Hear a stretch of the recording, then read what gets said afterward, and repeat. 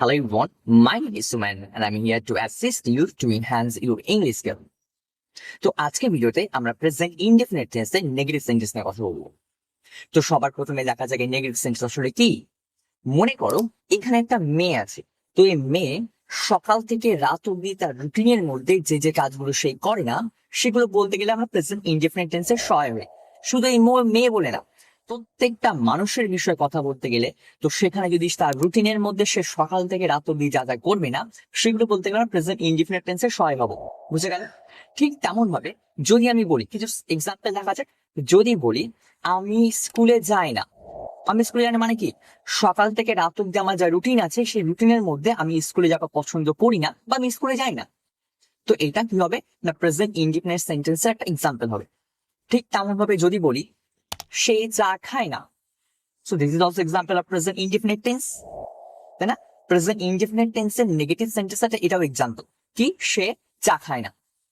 ঠিক তেমন ভাবে যদি আমি বলি যে সে নিজে জামা প্যান্ট কাচে না, সেখানে কি হবে, ওটা প্রেজেন্ট ইনডিফিনিট টেন্সের নেগেটিভ সেন্টেন্স হবে, যেহেতু ওটা রুটিনের মধ্যে পড়ছে, সেই কাজটা করে না সকাল থেকে রাতের মধ্যে। তো এমন কিছু কিছু সেন্টেন্স থাকবে যেগুলো সে কেউ করবে না সকাল থেকে রাতের মধ্যে, তখন আমরা প্রেজেন্ট ইনডিফিনিট টেন্সের নেগেটিভ সেন্টেন্সের সহায়। আরেকটা এক্সাম্পল দেখা যাক। যদি বলি তারা কি করে না, না তারা বই পড়তে ভালোবাসে না। তারা বই পড়তে ভালোবাসে না মানে কি, তাদের রুটিনের মধ্যে বই পড়া ব্যাপারটা নেই, তারা এই কাজটা করে না বা করতে পছন্দ করে না। এটাও প্রেজেন্ট ইনডিফিনিট টেন্সের নেগেটিভ সেন্টেন্স হবে। ঠিক তেমন ভাবে তো এই নেগেটিভ সেন্টেন্স কাকে বলে বুঝে গেলাম। তো এই সেন্টেন্সকে দৈনন্দিন সময় আমরা কি করে ইউজ করব এবং এর রুলস কি হবে সেটা দেখবো এবার। তো যখন আমাদের সাবজেক্ট আই, উই, ইউ, দে হবে, তখন আমরা কি ইউজ করব, ডু নট বা ডোন্ট। এই ডু নট কে শর্ট ফর্মে কি বলি, ডোন্ট বলে থাকি। তো আই, উই, ইউ, দে এগুলো থাকলে এরপরে আমরা ডু নট ইউজ করব বা ডোন্ট ইউজ করব। কিছু এক্সাম্পল দেখা যাক। যদি বলি তুমি এখানে আসো না, তুমি এখানে আসো না, তো ইউ আছে, তো কি হবে, ডু নট।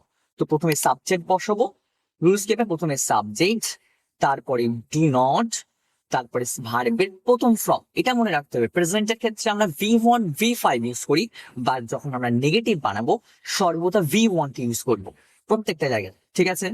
তো প্রথমে সাবজেক্ট বসবে, তারপরে ডু নট বসবে, তারপরে বসবে V1, তারপরে বসবে অবজেক্ট। তো প্রথমে কি বললাম, তুমি এখানে আসো না, তো সাবজেক্ট বসবে ইউ। কার বিষয়ে কথা হচ্ছে, তোমার বিষয়, তুমি আসো না, সেই জন্য ইউ। তারপর do not, you do not বা ডোন্ট। V1 কি হবে, ইউ ডু নট বা ডোন্ট কাম হিয়ার। বোঝা গেল?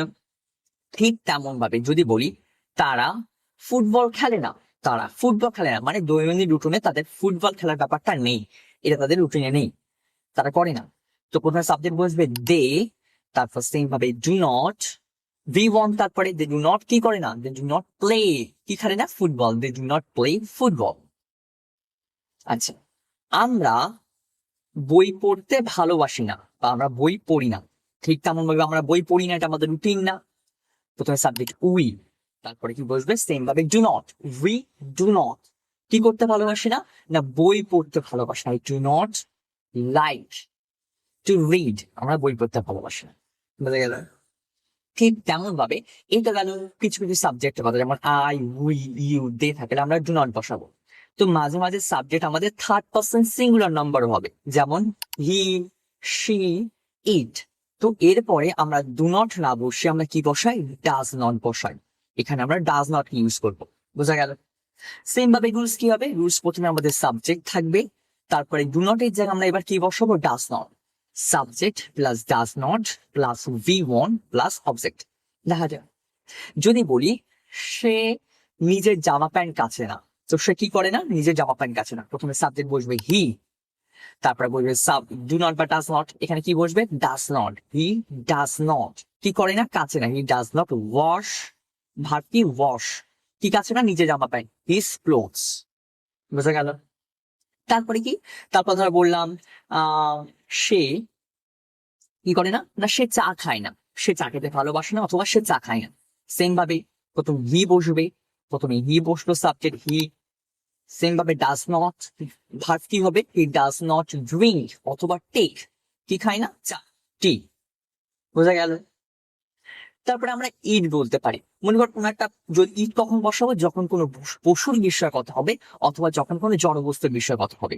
তাহলে বললাম এই কুকুরটা ডাকে না, এই কুকুরটা ডাকে না, ইটও বসাতে পারি আমরা। যেহেতু কুকুরের কথা বলেছি, দ্য ডগ, ডগের পরে কি বলবে? Does not. ভার্ব কি হবে? Does not bark. বোঝা গেল? The dog does not bark.